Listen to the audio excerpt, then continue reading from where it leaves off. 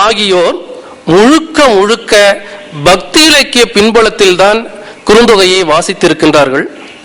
நிறைய சான்றுகளை சொல்றோம். நிலத்தினும் பெரிதே என்று சொல்லுவதற்கு, நிலம் என்பதற்கு, வான் என்பதற்கு அவங்க என்ன செய்யறாங்க, அந்த பாடல்ல தேவலோகம் என்று எழுதுகின்றார்கள்.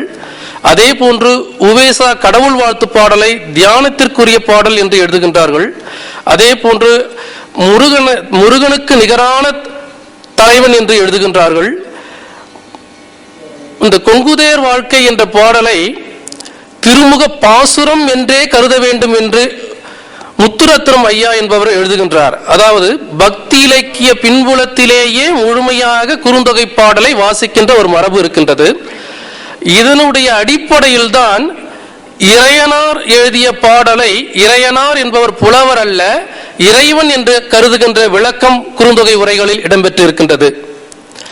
இதற்கு நேர்மாறாக பிற்காலத்தில் வருபவர்கள் புராணம் என்பது வேறு, வரலாறு என்பது வேறு, இறையனார் என்பவரை நாம் புலவராகத்தான் எடுத்துக்கொள்ள வேண்டுமே தவிர அங்கு சொல்லப்படுகின்ற தொடர்பு படுத்தப்படுகின்ற நக்கீரருடைய வாழ்க்கையை புராணமாக தான் கருத வேண்டுமே தவிர வரலாறாக எடுத்துக்கொள்ள கூடாது என்று கருதுகின்றனர்.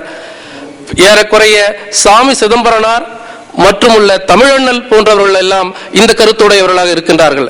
சுருக்கமாக சொல்ல வேண்டும் என்றால், குறுந்தொகை பாடல்களை பக்தி இலக்கிய பின்புலத்தோடு வாசித்த ஒரு மரபு நம்மிடம் இருக்கின்றது.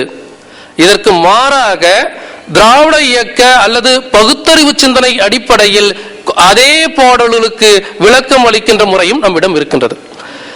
இதற்கு அடிப்படையாக திராவிட பிரகாசிகை என்ற ஒரு நூல் எழுதப்பெற்றுள்ளது.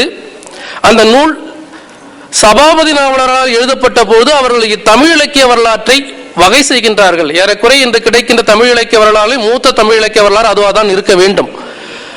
அதில் அவர் முதலில் சொல்வது திருமுறை இலக்கியத்தை சொல்லிதான் அதற்கு பிறகுதான் சங்க இலக்கியத்தை அவர் வகைப்படுத்துகின்றார்.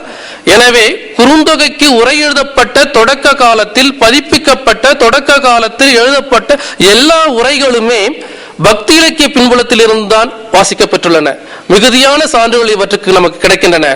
காலம் செல்ல செல்ல நவீன அல்லது பிற மொழிக்குரிய திறனாய்வு முறைகள் எல்லாம் நம்மிடம் வழக்கு பெற, திராவிட இயக்க சிந்தனைகள் எல்லாம் வழக்கு பெறுகின்ற சூழலில் இது மாற்றம் பெறுகின்றது. இந்த அடிப்படையிலும் நம்மால் குறுந்தொகை உரைகளை வகைப்படுத்த முடியும்.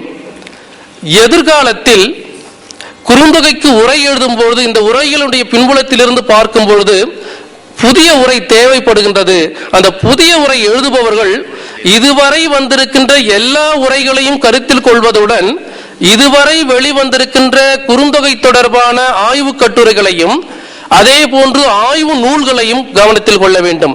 சான்றுக்கு சொல்ல வேண்டும் என்றால், பொதியில் என்று ஒரு பாடலில் ஒரு சொல் இடம்பெறுகின்றது. நம்முடைய தலைவர் அவர்கள் அதற்கு ஒரு விளக்கம் தருவார்கள். பொதியில் என்பது பொதிகை மலை என்று மட்டும் எடுத்துக்கொள்ள வேண்டாம், ஆலமரத்தின் கீழே இருக்கின்ற என்று கூட பொருள் எடுத்துக்கொள்ளலாம் என்று சொல்லுவார்கள்.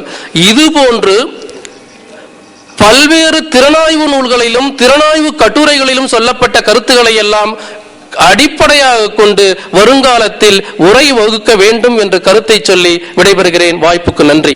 அறிஞர்கள் நிரம்ப இருக்கக்கூடிய அவையில் பேச வேண்டிய ஒரு பொருள் இது. இங்கு இளைஞர்களும் அடையாளத்திற்கு ஒரு சில அறிஞர்களும் இருக்கிறார்கள். ஒருவருக்கு எந்த வயதிலேயும் புதிய செய்திகளை அறிய